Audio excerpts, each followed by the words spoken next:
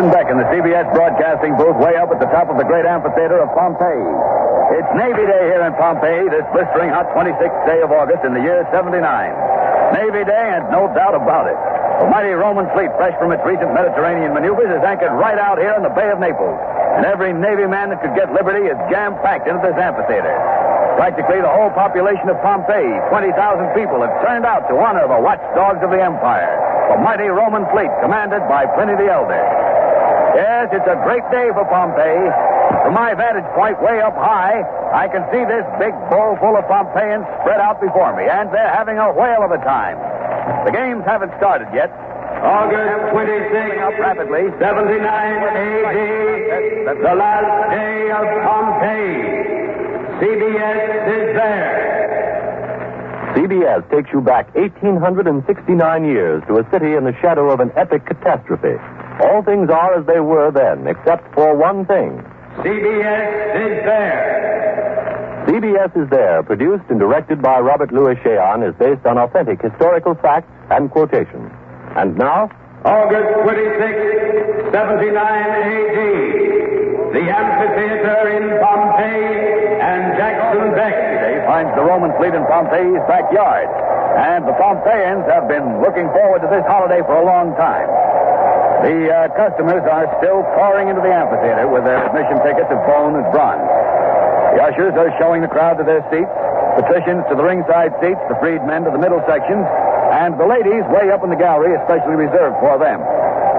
The big show in the arena here this afternoon, of course, is the fight between the gladiators Pugnax, P-U-G-N-A-X, Pugnax, and Moranus, M-U-R-R-A-N-U-S. That's Pugnax and Moranus.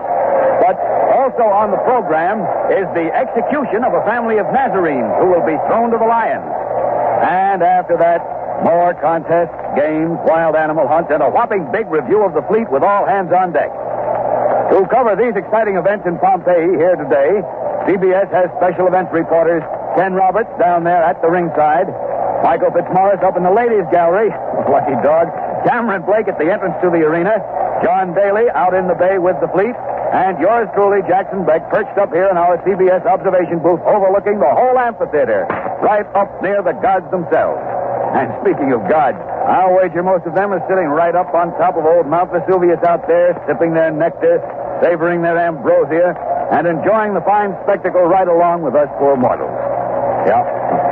My calm, cool technician, Philip Airhorn, tells me that Ken Roberts is ready to introduce some of the celebrities who are here today, so we'll switch you to Ken Roberts down there at the ringside.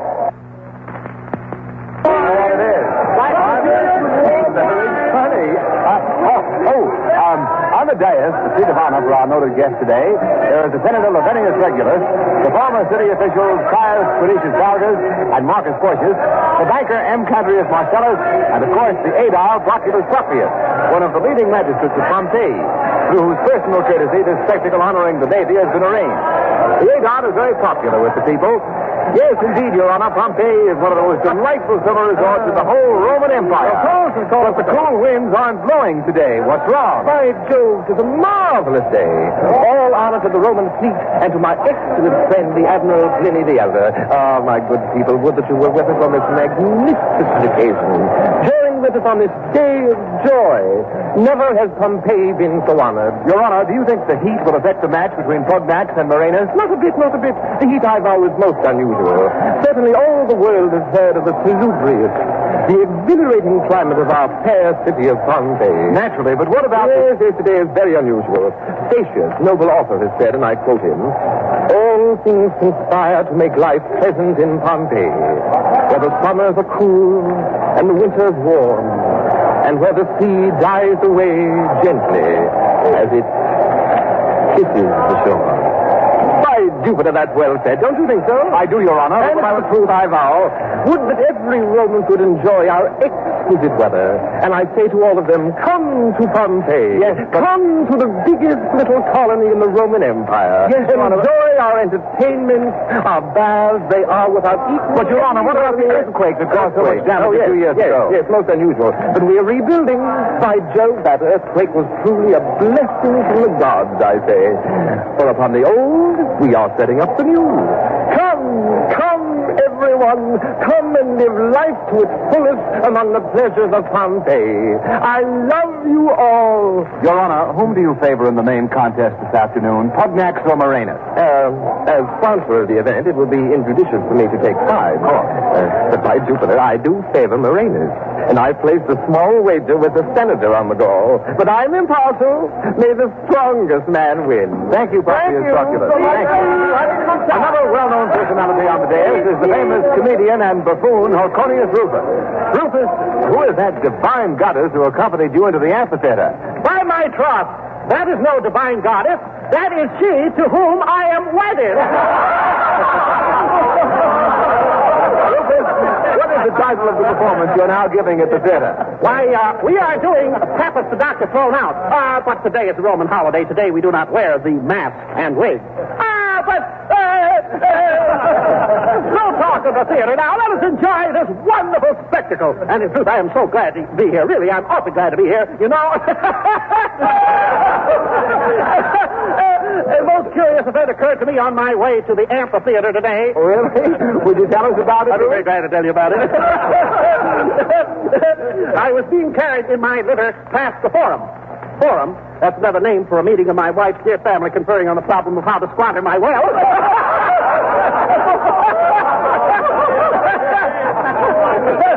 I was being carried past the Forum, and there I saw this unusual spectacle. It seems that a slave was carrying an umbrella for his master. Suddenly, the slave stopped walking, and his master continued on out from under the umbrella, and by the gods, he did not get wet. No? No, for by Jupiter, Fluvius, it wasn't raining.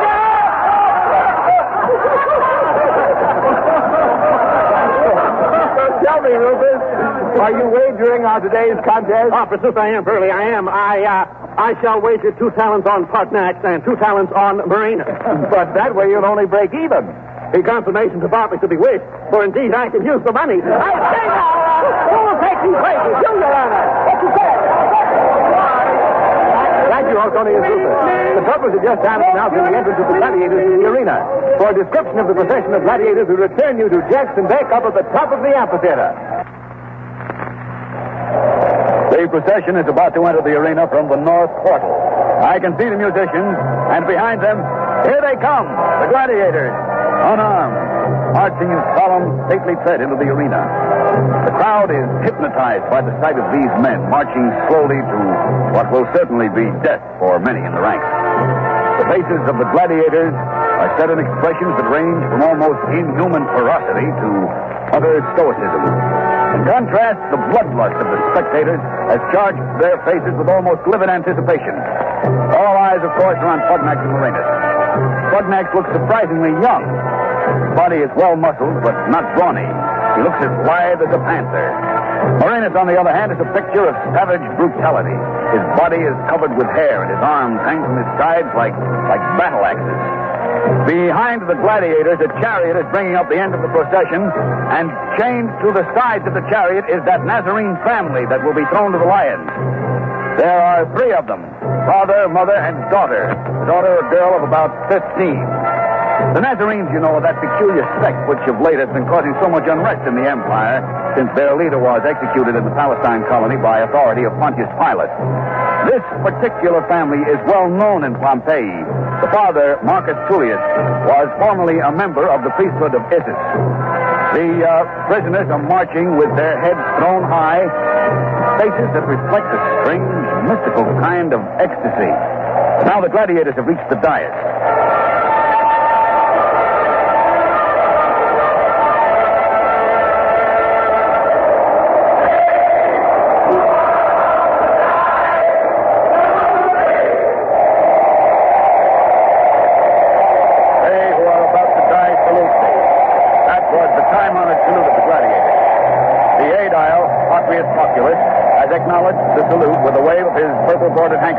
And now the procession is starting its march back out of the arena, which is fairly large, measuring about 400 feet in length and 300 in width. And now Mike Fitzmaurice is waiting to interview another celebrity down in the ladies' gallery. So let's go down there and see who it is.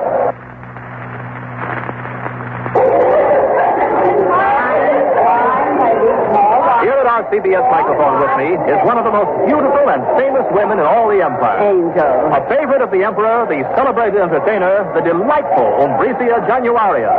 Januaria, what brings you from Rome to Pompeii? The heat, by Lucifer, is murderous in Rome. Hard, huh? Like a baker's oven, but Pompeii is worse. It is like Hades, but no matter. I would travel through brimstone to the ends of the empire to watch Murenus battle.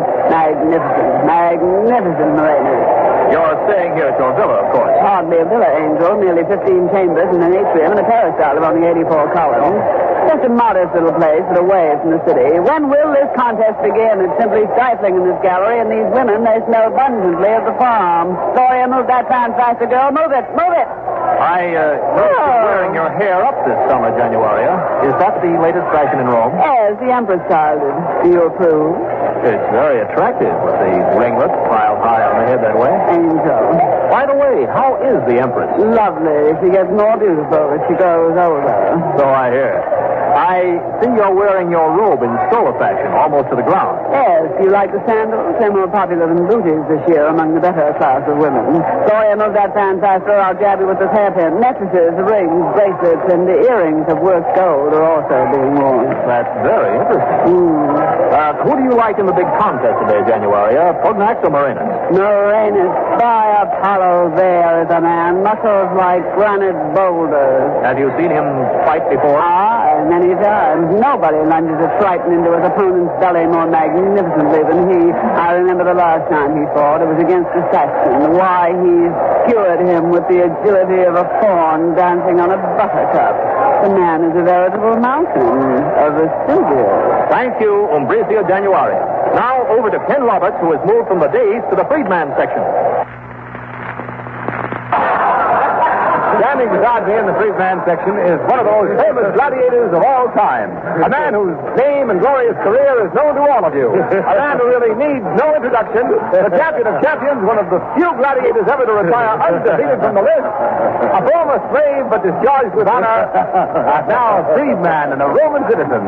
Tetraides of Macedonia. Greetings. Well, what have you been doing since your retirement, Tetraides? Oh, I've become an innkeeper. My inn is at the sign of the Wild Dog at the Herculaneum Gate. I have a very fine inn. I'm sure it is. Who is your favorite today, Pugnax or Murenus? Both are names, I vow. They don't compare with the gladiators of your time? By Zeus, in my time, they would not be fed to the lions. In the good old days... Thank you, Tetraides. The trumpets are sounding. The big fight is ready to start. So over to Jackson Beck in the observation booth for a blow-by-blow description of this great contest.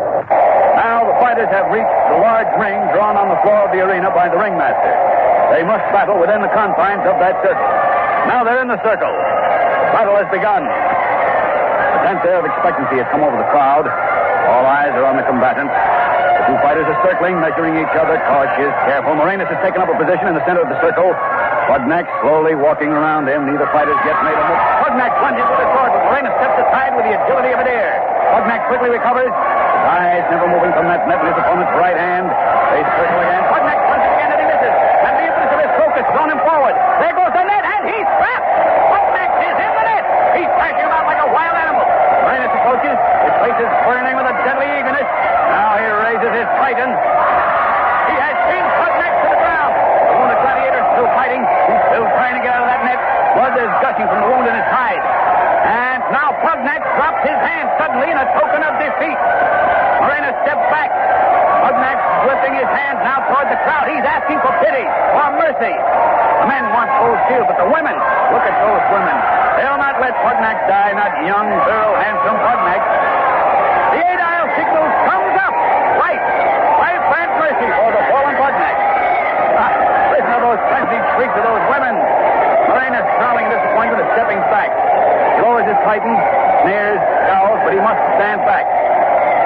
Now the attendants are rushing into the arena to carry out the wounded Pugnax. Murenus salutes the crowd with a clenched fist. Now he's walking from the field. Well, that was a short fight. Rather disappointing to the crowd. The execution of the Nazarenes is the next event. The Lions will be led into the arena in a moment, so over to Cameron Blake at the arena entrance.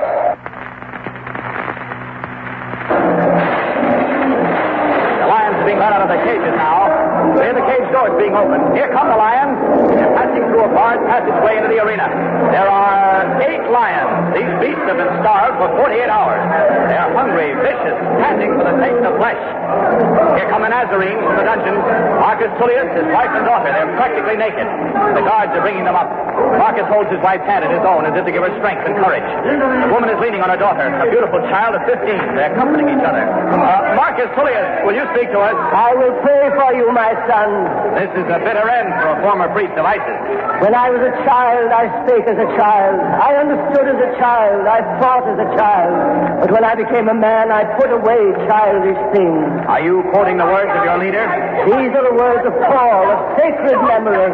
It was he who converted us in Rome. It was he who... Trumpets are sounding. The guards are pushing the 3 Nazarenes into the arena. He's trying to embrace. The mother is faint and courageous. She does not weep. Daughter and husband support her. The old man is praying aloud. They're brave, these Nazarenes. Here comes the iron gate, closing the way into the arena. There is no escape for them now. Back to Jackson Beck in the observation booth. The Nazarenes are alone in the arena now with the lions. They're standing together. Their lips are moving in prayer. Now the animals have sighted them. They're bounding forward. They're ready to... What the world is that? How the... Why, God, it's Vesuvius! Mount Vesuvius has exploded! The whole mountain is on fire! Vesuvius is erupting! Flashes like lightning are coming from the peak. The air has suddenly become black with smoke and fire.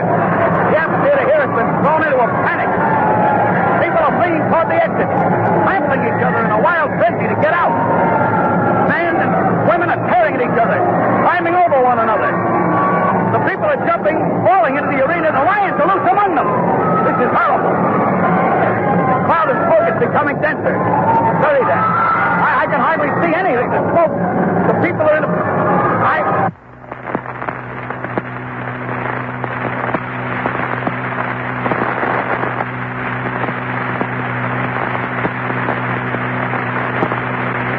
This is CBS in Rome. The special Navy Day broadcast from Pompeii this 26th of August in the year 79 has been interrupted because of transmission difficulties. Just before the failure occurred, Jackson Beck reported from the amphitheater that Mount Vesuvius, just outside the city of Pompeii, had suddenly exploded. We're trying to reestablish contact with Pompeii. Meanwhile, we invite you to listen to one of the Emperor Titus's favorite singers, Marcia Campagna, singing Beloved the Pearl.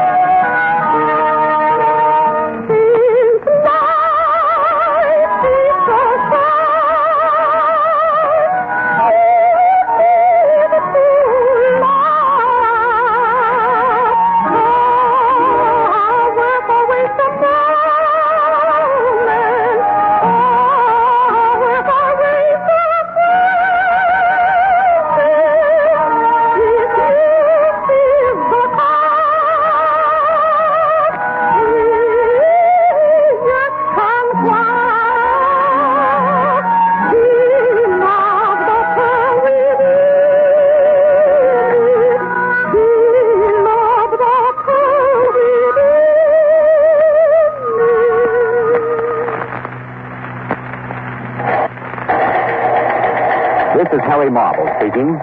We have just received word this 26th of August in the year 79 from Naples, confirming the fact that Mount Vesuvius has erupted and Pompeii, the most beautiful resort city in this time of the Caesars, is on fire. One moment, please. Another report has just been handed to me. The town of Herculaneum, 8 miles west of Pompeii and on the western slope of Vesuvius, has also been inundated with a flood of fiery mud. CBS will do its best to provide the fullest possible coverage of this sudden and completely unexpected catastrophe this 26th day of August in the year 79, the first year of the reign of the Emperor Titus. Fortunately, we were broadcasting from Pompeii when Vesuvius exploded. Our CBS mobile unit was at the amphitheater, and we may be able to reestablish contact with it again. John Daly, aboard the fleet in the Bay of Naples, is equipped with a shortwave transmitter, and just a moment, I have just been informed that John Daly is ready to broadcast from the Roman Imperial Fleet. So over to John Daly. This is John Daly on the deck of Admiral Plenty's flagship, the Augustus Rex. Vesuvius has exploded. Pompeii has disappeared under an inferno of flaming rock and a hail of scalding fiery steam. We can't see anything but flame and smoke rising above shattered Pompeii. The crew of the Admiral's ship have begun to launch barges to head for Pompeii to rescue any inhabitants that may reach the beaches. The Admiral himself has gone ashore, and I hope to be able to board one of the barges with my shortwave equipment shortly and get to the beach. The terrible catastrophe came without warning to us on the fleet out here in the bay. It was just past noon Roman time. As you heard the broadcast of the gladiatorial contest, we out here heard a terrific roar. We all turned to look and saw Vesuvius on fire. A tremendous column of smoke was shooting up from the summit, a cloud-like mass that burst upwards and outwards like a huge pine tree. It burned fiery red in spots, and in other spots it was black, blue, violet, all the colors of the rainbow. Huge chunks of rock and earth were tossed about in the air like pebbles, and everywhere a torrent of blazing embers was flying off into space. For a few seconds, this entire ghastly mass seemed suspended in the sky, and then, like a fiery blanket, it fell upon Pompeii and nearby Herculaneum. Wait just a moment. The barge on which I'm going ashore is ready. I'll try to get back on the air when I reach the beach. This is John Daly. I return you to CBS Roll. This is Harry Marble in Rome this August 26th in the year 79. Our CBS mobile unit, which was at the amphitheater in Pompeii, broadcasting the Navy Day spectacle when Mount Vesuvius erupted, has succeeded in reestablishing contact.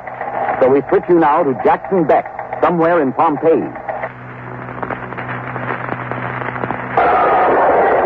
This is Jackson Beck. This is Jackson Beck. I hope I'm getting through. I'm in the partly soundproof CBS mobile unit moving slowly along Fabian Street, passing the new Temple of Jupiter. You can probably hear the sound of the unit wheels and the steady thump of cinders, rock, and flaming ash on the top. Outside, through the windows, I can see people screaming and shouting. Buildings are burning and crashing in flames. Ken Roberts is in the mobile unit with me. So is Mike McMurray. But we don't know what has become of Cameron Blake. We lost track of him when the panic started at the gladiatorial combat. We're making our way as fast as we can through the beaches, but the going is slow. Tortuously slow. The roads are jammed with thousands of escaping men, women, and children. They're all trying to get in here with us. It's pitch black outside, almost like night. Some people are carrying torches. By their eerie lights, the horrified faces on the road are silhouetted with stark, wild fear. This is the first tragedy in the reign of the Roman Emperor Titus, who was crowned only 2 months ago. The smoke is intense. Most people have thrown their tunics over their heads and are trying to crawl as close to the ground as possible, trying to get under the murk. Smoke. Now, wait a minute. That sound on the roof of our mobile unit. Yes, I can see it now. It's rain. Rain. It's beginning to rain. The rain is mixing with the ashes and embers. The road outside is becoming a hissing, scalding, searing, flaming inferno. Excuse me. The steam and smoke is leaking through. It's unbearably hot. I can't talk. I can't. Perhaps Ted Roberts will fit. So they're coughing too, waving their hands. Oh, we can't continue. We can't. I return you to CBS Rome. CBS Rome. This is Harry Marble in Rome. A report from Misenum says that the estimated deaths are at least 2,000. The Admiral of the Fleet, Pliny the Elder, is missing. Our reporter, Cameron Blake, has succeeded in reestablishing contact. Go ahead, Cameron Blake. This is Cameron Blake. I'm in a room filled with people who have sought refuge from the steady falling downpour of flaming ash, which is continuing to pour from the angry open mouth of Vesuvius and is swiftly reducing this once beautiful summer colony of Pompeii to smoking ruin. This looks like the last day of Pompeii. The Pompeians are almost insensible with fear. Those of us here escaped the amphitheater through a side entrance to the dungeons where the lions were kept. As we ran through the streets, we stumbled over the dead and the dying. The scene was a holocaust. There was a madness about it all. A rich merchant stumbling along with whatever treasures he could salvage from his wrecked and burning house, beads and baubles around his neck, money bags clutched to his waist. Behind him, his slaves carried a smoldering litter. We passed the young boy and girl, clutched tightly together, dead. Somebody just shot us. The roof is on fire. I've got to get out of here fast.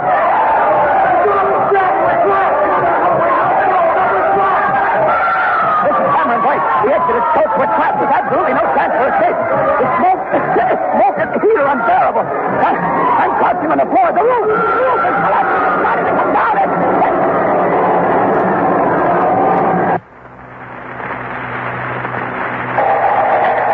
This is Harry Marble again. The signal from Pompeii has failed. We have only one last recourse now for any news from the burning city, and that is John Daly reporting from the beach by way of the Navy transmitter aboard the fleet. Go ahead, John Daly.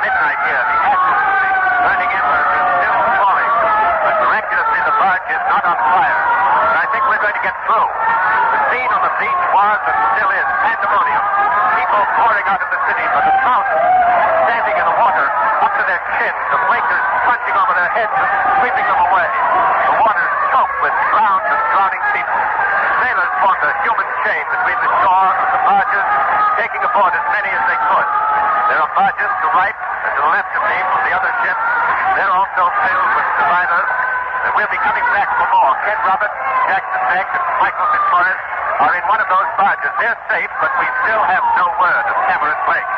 It's impossible to believe that here on this land of sliding city existed a bare few minutes ago. It's nothing now but a funeral fire, a mess of flaming, burning, gutted ruins.